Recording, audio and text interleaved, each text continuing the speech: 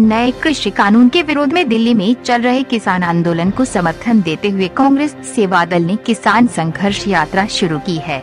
सोमवार को यह यात्रा होशंगाबाद जिले की सिवनी मालवा पहुंची, जिसमें पूर्व केंद्रीय मंत्री सुरेश पचौरी सहित सेवा दल के पदाधिकारी भी शामिल हुए।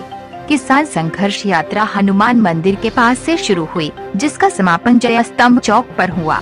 यात्रा में पूर्व विधायक कुम प्रकाश रघुवंशी, पिपरिया पूर्व विधायक अर्जुन पलिया, इटारसी पूर्व विधायक विजय दुबे काकू भाई, कांग्रेस होशंगाबाद जिला अध्यक्ष सत्येंद्र फौजदार सहित कांग्रेस सेवा दल, किसान कांग्रेस के पदाधिकारी और कार्यकर्ता उपस्थित रहे। आम सभा को पूर्व केंद्रीय मंत्री सुरेश पचौरी, पूर्व विधायक कुम प्रकाश रघुवंशी, कांग्रेस सेवा दल के प्रदेश अध्यक्ष, यात्रा प्रभारी सहित अन्य नेताओं ने संबोधित किया। किसान संघर्ष यात्रा के दौरान हुई आम सभा में वक्ताओं ने केंद्र सरकार की नीतियों पर जमकर निशाना साधते हुए कांग्रेस के शासनकाल में किए गए कामों का बखान किया गया। वक्ताओं ने केंद्र की मोदी सरकार को किसान विरोधी बताते हुए भाजपा सरकार और नरेंद्र मोदी को निशाने पर लिया। कमेटी के द्वारा पूरे प्रदेश में सेवा दल के माध्यम से जो संघर्ष यात्रा निकाली जा रही है, उसके आज सिवनी मालवा पड़ाव पर इसका नेतृत्व कर रहे हैं हमारे सेवा दल के भाई आदरणीय पांडे जी, हमारे मध्य प्रदेश कांग्रेस कमेटी के पूर्व अध्यक्ष, पूर्व केंद्रीय मंत्री, हमारे नर्मदा अंचल के सम्मानीय नेता आदरणीय सुरेश पचौरी जी, जिला कांग्रेस के अध्यक्ष भाई सत्येंद्र फौजदार जी, इटारसी के हमारे पूर्व विधायक पूर्व मंत्री आदरणीय काकू भाई, पिपरिया के पूर्व विधायक भाई अर्जुन पलिया जी, जिला पंचायत की पूर्व अध्यक्ष बहन शीला यादव जी, भाई चंद्रगोपाल मलैया जी, सेवा दल के पूर्व अध्यक्ष तिवारी जी, और यहाँ पर सेवा दल के नेतृत्व करने वाले सभी हमारे साथियों, किसान भाइयों, व्यापारी बंधुओं, आज जो आंदोलन पूरे प्रदेश में, पूरे देश में अखिल भारतीय कांग्रेस कमेटी, मध्य प्रदेश कांग्रेस कमेटी के द्वारा जो चल रहा है, वो किसानों के लिए चल रहा है। और इस देश की रीढ़ की हड्डी किसान है, और किसान ही इस देश को जीवित रखे हुए हैं। हमारी सीमा पर जवान और देश में किसान इस देश को आगे बढ़ाने का काम कर रहे हैं। लेकिन पिछले 2014 में जब इस देश में भारतीय जनता पार्टी की सरकार बनी, उस समय से, जिस समय से नरेंद्र मोदी जी अदानी के हवाई जहाज में बैठ के इस देश में प्रचार कर रहे थे, उसी दिन आपको समझ जाना था कि ये देश अब किसानों का देश नहीं रहा, ये देश अब उद्योगपतियों, पूंजीपतियों का देश होने वाला है। आज इस देश का मीडिया, चैनलों का मीडिया, अखबारों का मीडिया, और जिस तरह से भी मीडिया को कंट्रोल किया जाता है, वो इस देश के अधिकतम उद्योगपति और पूंजीपतियों के द्वारा संचालित किया जा रहा है, और जिसका नाम दूसरी भाषा में मोदी मीडिया, गोदी मीडिया कहा जाता है। आपकी आवाज हिंदुस्तान में कहीं भी उठाओगे तो वो दूरदर्शन और टीवी पर नहीं दिखाई जाएगी। अब व्यक्ति से व्यक्ति की आवाज उठानी पड़ेगी। जिस समय देश की आजादी के समय आदमी एक व्यक्ति से दूसरे व्यक्ति से बात करके देश की आजादी के लिए लड़ा, वो लड़ाई आज फिर शुरू करनी पड़ेगी, क्योंकि नरेंद्र मोदी इस देश को एकाधिकार के रास्ते पे ले जा रहा है। वो आने वाला हिटलर बनने वाला है अगर उसे आपने नहीं हटाया और इस कानून से उसको नहीं झुकाया, तो निश्चित रूप से आने वाला समय इस देश के लिए बड़ा खराब होगा। जिस संघर्ष के साथ कांग्रेस ने आजादी दिलाई, जिस संघर्ष के साथ देश के लोगों ने अपना बलिदान दिया, उस संघर्ष को हमें याद करना पड़ेगा। और आदरणीय पचौरी जी, आपको इस आंदोलन को निरंतर चालू रखना पड़ेगा। आपको अखिल भारतीय कांग्रेस कमेटी में कहना पड़ेगा और जाकर के कहना पड़ेगा कि इस देश को बंद कराओ, प्रदेश को बंद कराओ, शहरों को बंद कराओ, और गांव-गांव तक ये आवाज पहुंचाओ कि इस देश में मंडियां खत्म हो रही है, इस देश का किसान खत्म हो रहा है, इस देश के व्यापारियों को खत्म किया जा रहा है। आने वाला समय व्यापारियों को भी खत्म करेगा। ऑनलाइन शॉपिंग शुरू हो गई है। आपको घर बैठे सामान अमेजॉन और रिलायंस जियो देगा, ये सामान आपके घरों में आएगा। बीच का व्यापारी खत्म हो जाएगा। बीच का व्यापारी खत्म हुआ, सीधा का सीधा किसान खत्म हो जाएगा। आपको आने वाले समय में जो खाद मिलता है उस खाद का भी एकाधिकरण होने वाला है, उसका भी नेशनलाइजेशन कर देगा मोदी, आपकी फसल का करने वाला है। ये सब बातें किसान कानून को लागू करने के साथ स्टेप बाय स्टेप शुरू होने वाली है। आपको पता भी नहीं चलेगा कि पिछले 6 साल में इस देश के व्यापारियों का 10 लाख करोड़ कर्जा माफ कर दिया गया, लेकिन इस देश के मेहनत कर किसानों का 2 लाख करोड़ रुपए कर्जा माफ नहीं किया। हमारी कांग्रेस पार्टी की सरकार ने, मनमोहन सिंह की सरकार ने, सोनिया जी की ने 66,000 करोड़ रुपए उस समय किसानों का माफ किया था। हमारे यहाँ लैंडस्केपिंग का कर्जा माफ हुआ था। हमारे आदरणीय कमलनाथ जी ने अभी इस प्रदेश में किसानों का 50,000 रुपया, फिर 1 लाख रुपया, फिर 2 लाख रुपए का कर्जा माफ करना चाहते थे। लेकिन ये बीजेपी की सरकार जो नहीं चाहती थी कि प्रजातंत्र में चुनी हुई सरकार काम करे, इनको बहुमत नहीं मिलता है, इनको जनता वोट नहीं देती है, तो विधायक खरीदते हैं, ये सांसद खरीदते हैं। चाहे आसाम का मामला हो, चाहे गोवा का मामला हो, चाहे कर्नाटक का मामला हो, चाहे मध्य प्रदेश का मामला हो, चाहे बिहार का मामला हो, चाहे हरियाणा का मामला हो, हर जगह विधायकों को खरीदा जाता है। नरेंद्र मोदी का नेतृत्व बहुमत के साथ नहीं बचा। पचौरी जी, उनको जनता बहुमत नहीं दे रही है, खरीद के अपने बहुमत बताना चाहते हैं। हमें आज संघर्ष में किसानों के साथ कंधे से कंधा मिलाकर चलना है, और इसमें हमारे लोकल मीडिया के साथी, हमारे पत्रकार बंधु हमारा पूरा सपोर्ट करते हैं, उन्होंने साथ दिया। हमारे लोकल न्यूज चैनल है, हमारे जो लोकल न्यूज चैनल चलाते हैं, उन लोगों ने हमें पूरा साथ दिया, और हम निश्चित रूप से मानते हैं कि आने वाले समय में किसानों की आवाज़ आप बुलंद करेंगे, इस नगर के विकास की बात बुलंद करेंगे, और यहाँ पर हमको किसान के साथ लड़ाई लड़ना है। और जो भी आप कार्यक्रम देंगे वो सारे कार्यक्रम हम आपके नेतृत्व में करेंगे। आप हमारे यहाँ पधारे, आपका स्वागत है, अभिनंदन है। सेवा दल के साथियों का हम हृदय से आभार व्यक्त करते हैं। आप सबको प्रणाम, जय हिंद, नमस्कार। मंच पर बैठे हुए आदरणीय नेतागण, सेवा दल के जांबाज साथियों, किसान भाइयों,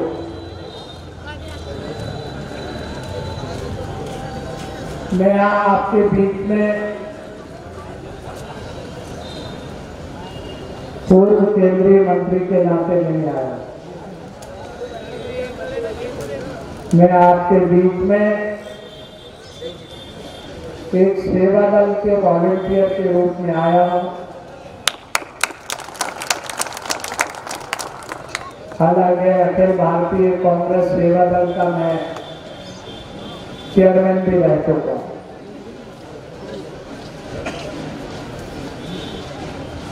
और दूसरा इस नाते आया हूं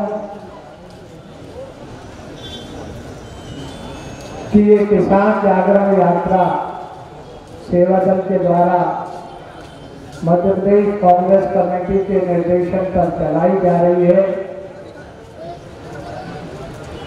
तो मैं खुद किसान का बेटा हूं, तो किसान के बेटे के रूप में आपके बीच में आया। साथियों, मैं लंबी चौड़ी बात नहीं करूंगा, मेरे पूर्व वक्ताओं ने बहुत कुछ बातें कही।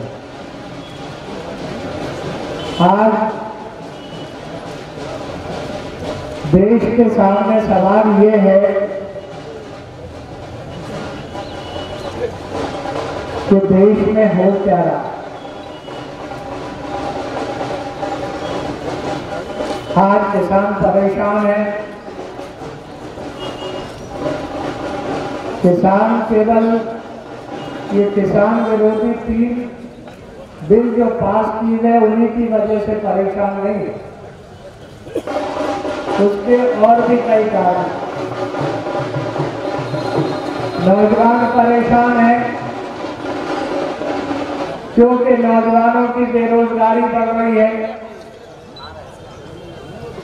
आम इंसान परेशान है, गरीब परेशान है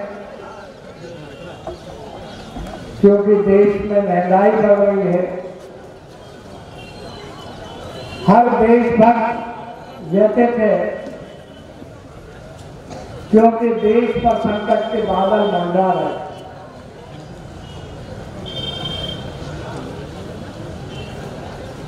जब से नरेंद्र मोदी जी देश के प्रधानमंत्री बने हैं,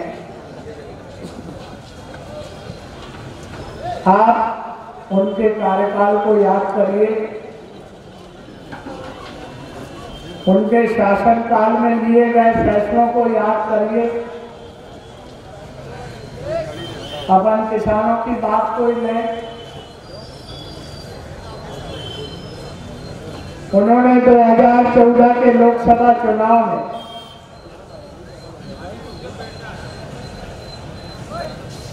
वादा किया था कि सत्ता में आने के बाद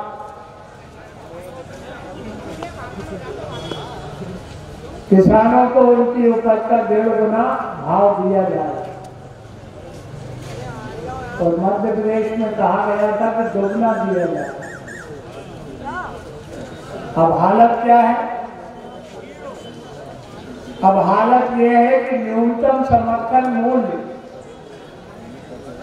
कानूनी रूप से देने को तैयार नहीं है। जब हमारे अन्नदाताओं ने आंदोलन किया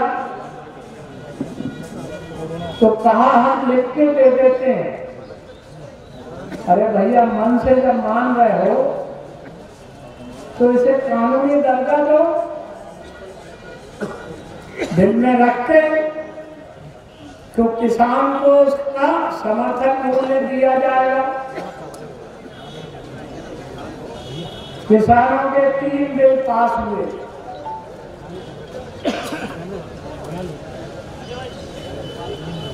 किसान उपज व्यापार वाणिज्य कानून पहला जो बिल के रूप में हुआ, किसान कीमत करार वाला कानून, किसान सेवा से संबंधित,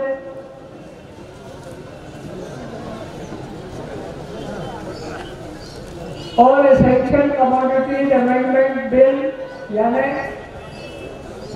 आवश्यक उपभोक्ता का संशोधन बिल कानून 2020। ये 3 पास किए।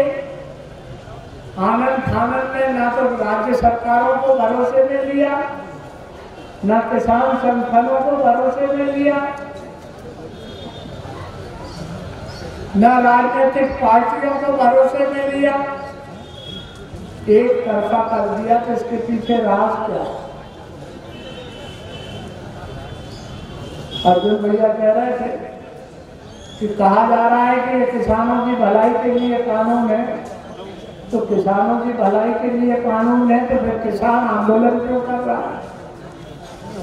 किसान दुखी क्यों है?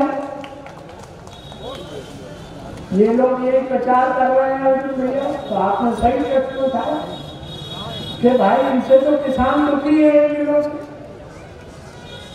इसलिए किसानों के भले के लिए नहीं है कानून। सवाल ये उठता है कि जब चुनाव का समय आता है तो बातें बहुत की जाती हैं, वादे बहुत किए जाते हैं। याद करिए, भारतीय जनता पार्टी ने वादा किया था 2013 में कि सत्ता में आने के बाद मध्य प्रदेश में 50,000 रुपए तक का कर्जा माफ कर दे। और उससे पहले जब 10-15 साल पहले चुनाव हुए तो भाजपा ने नारा दिया था, भाजपा जब राज करेगी सारे कर्जे माफ करेगी। जब कर्ज भी माफ नहीं हुआ, 50,000 रुपए तक के कर्ज भी माफ नहीं हुए। ओम भैया ठीक कह रहे थे। कांग्रेस पार्टी ने वादा किया था कि कांग्रेस पार्टी सत्ता में आने के बाद किसानों के कर्ज माफ करेगी। कमलनाथ जी ने शपथ लेने के बाद अगर पहला कोई आदेश पे दस्तखत किए तो किसानों की कर्ज माफी वाले थे। पहली किस्त में 50,000 तक का कर्जा माफ, दूसरी किस्त में 1 लाख रुपए तक का कर्ज माफ, और 2 लाख तक का होता उससे पहले उन्होंने षड्यंत्र करके ये सरकार गिरा दी। लेकिन हम जो कह रहे थे वो कर रहे, और हमारी जो दिल्ली की पार्टी है जिसका नेतृत्व श्रीमती सोनिया गांधी जी करती हैं, उन्होंने कोई वादा चुनाव में नहीं किया कि हम किसानों के कर्ज माफ करेंगे। लेकिन जब दिल्ली में सरकार बनी यूपीए की, डॉक्टर मनमोहन सिंह प्रधानमंत्री बने, तो 72,000 करोड़ रुपए तक के कर्ज माफ किसानों के किए गए। याद करो, वादा नहीं था लेकिन किसानों के कर्ज माफ किए गए। तो हमने हमेशा किसानों के हक में फैसले किए। आप कहेंगे 2-4 पुराने बताइए। पंडित जवाहरलाल नेहरू के समय मालगुजारी प्रथा के समय के खिलाफ पंडित नेहरू ने किसानों के हक में आंदोलन किया। वल्लभ भाई पटेल के टाइम बारडोली में किसान सत्याग्रह हुआ था। इंदिरा गांधी ने हरित क्रांति का नारा देकर किसानों के हक में कदम उठाए थे। राजीव गांधी जी के समय दलहन तिलहन के जरिए किसानों के हक में निर्णय लिए गए, और सोनिया गांधी जी और राहुल गांधी जी के समय 72,000 करोड़ रुपए तक के कर्ज माफ। अभी क्या होगा? अभी क्या होगा? 8,75,000 करोड़ रुपए का पूंजीपतियों का एनपीए माफ कर दिया। कितना? 8,75,000 करोड़। कम नहीं है, मगर किसानों को उनका समर्थन मूल्य देने के लिए इस सरकार के काम में जू भी नहीं रहेगा। हमारे अन्नदाता दिल्ली में सिंधु बॉर्डर पर बैठे हुए हैं, अनेक शहीद हो गए, वार्ता पे वार्ता कर रहे हैं, तारीख बढ़ रही है, लेकिन समाधान नहीं निकल रहा। इसलिए कांग्रेस पार्टी ने फैसला किया है कि अन्नदाताओं के विरोध में जो 3 बिल पास किए गए हैं, ये जब तक वापस नहीं होंगे तब तक कांग्रेस पार्टी अन्नदाताओं के साथ। ये देश कृषि प्रधान देश, प्रचार हो रहा है, प्रचार हो रहा है एडवर्टाइजमेंट के जरिए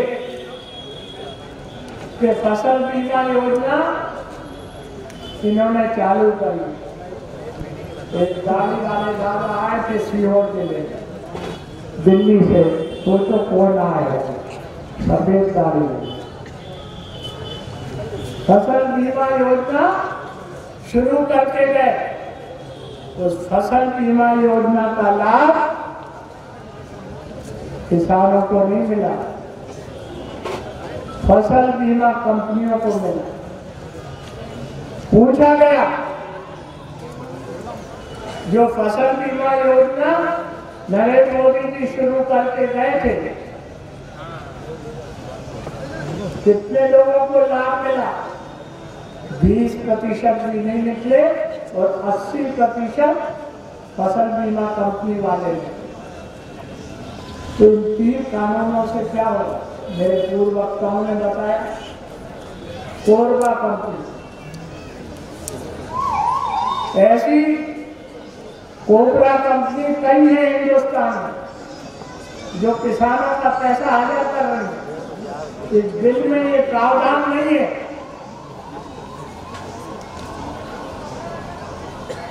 इस बिल में ये प्रावधान नहीं है कि मिनिमम सपोर्ट प्राइस पर किसान का प्रोड्यूस लिया जाएगा, कानूनी रूप नहीं है।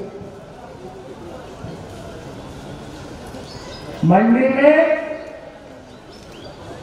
किसान अपनी उपज को लेके जाता है तो 2% टैक्स लगता है और बाहर आड़तियों को देता है तो कोई टैक्स नहीं लगता। आप कहेंगे और क्या है बिल में प्रावधान?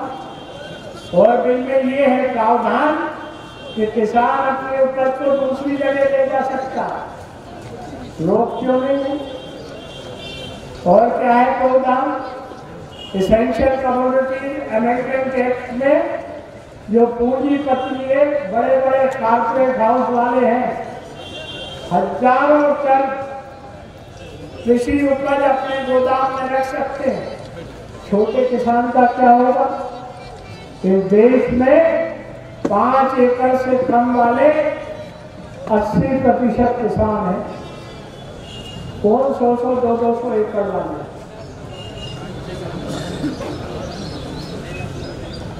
किसानों के हक में यदि कोई विचार करता है राजनीतिक पार्टी के रूप में तो वो कांग्रेस पार्टी करती है। कांग्रेस पार्टी के नेता करते हैं और जब किसानों के हक की बात हो तो कांग्रेस पार्टी के नेता एकजुट होकर अपनी आवाज उठाते हैं। इस मंच पे आप सबको देखते हैं। ये किसानों के हक की बात, ये कोई अकेली जितेंद्र सोलंकी की बात थोड़ी, ये इस इलाके के किसानों की बात, इस प्रदेश के किसानों की बात, इस देश के अन्नदाताओं की बात। मुझे याद है एक कार्यक्रम रणबीर पटेल ने बहुत पहले जब ये युवा कांग्रेस का अध्यक्ष था सोहागपुर का, तो इसने किसानों का किया था बहुत बड़ा ट्रैक्टर रैली और मोटरसाइकिल रैली निकाली। तो हम लोगों ने हमेशा किसानों के हक में बात करी।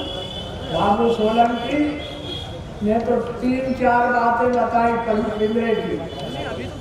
हमारे चौधरी हैं लेकिन हम इन्हें बाबू सोलंकी बोलते हैं क्योंकि जितेंद्र सोलंकी का साथ दे रहे हैं। तब ये चौधरी और सोलंकी मिक्स हो गए। तो इन्होंने भी किसान कांग्रेस के जरिए काफी अच्छे कार्यक्रम इटारसी में किए थे। आप सब लोग मिलजुल कर यहाँ कांग्रेस को मजबूत करें, किसानों के हक में आवाज बुलंद करें। मुझे बड़ा अच्छा लगा और गौरव भी हुआ जब हमारी छोटी छोटी बहनें इसमें पद यात्रा में मिली, किसानों के हक में आवाज उठाते हुए। मैं जितेंद्र से यही पूछ रहा था कार्यक्रम क्या है, तो इसने बताया कि होशंगाबाद भोपाल होते हुए 20 तारीख को सुबह मुरैना पहुंचेंगे। तो भैया हम भी 20 तारीख को सुबह मुरैना पहुंचेंगे, वहीं आप सबके दर्शन करेंगे और फिर आपकी आवाज में आवाज मिलाएंगे। आपने मुझे मौका दिया किसानों के हक में बात करने का। यहाँ तो मैं आता रहा हूँ, चुनाव के समय मुझे याद है मैं 2013 में दादा रघुवंशी जी के उसमें आया जनसभा। ओम भैया जब लोकसभा का चुनाव लड़े थे उस समय भी आया था और हम लोगों ने यही तो सिवली बनापुरा से मेरा एक आत्मीय लगाव है, आप सबसे अपना रिश्ता नाता है और उसी रिश्ते नाते के होते हुए मैं भाई जितेंद्र सोलंकी जी के आह्वान पर आपके बीच में आप उपस्थित हुआ हूँ। आपकी सेवा दल की जो यात्रा है वो सफल हो, जिस लक्ष्य को प्राप्त करने के लिए आपने की है वो आपको पूरा हो। सेवा दल का एक गौरवशाली इतिहास रहा। कार्यक्रम से पहले आपने वंदे मातरम का गान किया, झंडा यहाँ बहन ने सौंपा। तो ये झंडा सत्याग्रह आंदोलन नागपुर में हुआ था, जिसका नेतृत्व पंडित जवाहरलाल नेहरू ने किया। और सेवा दल की जो पहली बैठक हुई थी कांग्रेस वर्किंग कमेटी ने जब हिंदुस्तानी सेवा दल बनाया तो उसकी अध्यक्षता पंडित जवाहरलाल नेहरू ने की। तो सेवा दल का तो एक गौरवशाली इतिहास है। आप उसी गौरवशाली परंपरा को अपना रहे हैं। आपको बहुत बहुत बधाई, बहुत बहुत धन्यवाद और बहुत बहुत शुभकामनाएं। ओके रोल। भाई साहब, नरेंद्र सिंह तोमर जो कृषि मंत्री हैं देश के, आज उनकी मीटिंग हुई थी और उन्होंने ये कहा कि कल कोई मीटिंग हो रही है, उसमें शायद हो सकता है कि कोई किसानों से बातचीत में हल निकले। दूसरा, उन्होंने कांग्रेस पे आरोप लगाया है कि कांग्रेस को इस मुद्दे में बोलने का कोई हक नहीं है। आज मुरैना में जो मीटिंग हुई थी उसमें बोले थे, तो आपका क्या कहना है? देखिए, हमारा देश कृषि प्रधान देश है। अगर इस देश के अन्नदाता खुशहाल नहीं है तो इस देश में खुशहाली नहीं आ सकती। जहाँ तक कांग्रेस पार्टी का प्रश्न है, कांग्रेस एक राजनीतिक पार्टी है। हम इसे कोई राजनीतिक मुद्दा नहीं बनाना चाहते हैं, लेकिन इस बात से तो इनकार किया नहीं जा सकता कि 80% देशवासी जो हैं वो किसान हैं, तो उनके हक के लिए बोलना कोई गुनाह की बात तो है नहीं, नंबर 1। नंबर 2, किसानों से संबंधित जो 3 कृषि बिल पास किए गए हैं, जल्दबाजी में बगैर किसी से विचार विमर्श किए, उन बिलों को वापस लिए जाने की बात है, रद्द करने की बात है। तो वो एक राजनीतिक पार्टी के नाते रद्द करने की बात कहना भी कोई गुनाह नहीं है। हम चाहते हैं कि ये हल निकले। तिथि पर तिथि ये केंद्र सरकार बढ़ाए जा रही है, लेकिन कोई हल नहीं निकल पा रहा है। हम तो चाहते हैं कि वो हल निकालें ताकि हमारे अन्नदाता संतुष्ट हों। 26 जनवरी को किसानों के द्वारा ट्रैक्टर रैली का एक बड़ा प्रोग्राम है दिल्ली के अंदर। क्या कांग्रेस उस में पूरी तरीके से शामिल होगी? कांग्रेस पार्टी ने घोषणा की है कि अन्नदाताओं की जो मांग है उसका वो समर्थन करती है और उनकी पहल जो भी होगी उसमें कांग्रेस पार्टी साथ देगी। ऐसा क्या कारण रहा कि नरेंद्र सिंह तोमर की 9 बार की वार्ता किसानों के साथ विफल हो गई, कल 10वीं वार्ता फिर होनी है? हम तो कामना करते हैं कि उनकी वार्ता में वो सारे हल निकलें जो किसानों के हक में हो। कांग्रेस तीनों बिलों को लेकर क्या चाहती? तीनों बिल के संबंध में जो किसान संगठनों ने बात की है कि ये बिल वापस किए जाना चाहिए, कांग्रेस भी वही चाहती है। ओके। नगरीय निकाय चुनाव होने वाले हैं। आप मध्य प्रदेश की राजनीति में खासा प्रभाव आपका है, नंदांचल में भी आप काफी बड़ा नाम रहे हैं। तो नगरीय निकाय चुनाव में कांग्रेस किस स्थिति में आएगी और किस तरीके से चुनाव लड़ने वाली है? कांग्रेस बेहतर स्थिति में रहेगी और चुनाव परिणाम कांग्रेस के पक्ष में रहेंगे। जिस तरीके से भाजपा सत्ता में काबिज हुई है, इसका नगरीय निकाय में कांग्रेस को किन चीजों पर ध्यान देने की जरूरत है? देखिए, सत्ता पर काबिज होना, विभिन्न प्रकार के प्रलोभन देकर, विभिन्न प्रकार के हथकंडे अपनाकर, वो एक अलग बात है। लेकिन नगरीय चुनाव में काबिज होना कोई आसान नहीं होता है। किसान जो है वो काफी आंदोलित हैं। मध्य प्रदेश में भी स्थिति लगातार कांग्रेस सक्रियता दिखा रही है। तो आने वाले समय में क्या लगता है कि और अन्य प्रदेशों से भी किसानों की आवाज तेज होगी? सभी प्रदेशों में आवाज हमारे अन्नदाता उठा रहे हैं। ठीक है।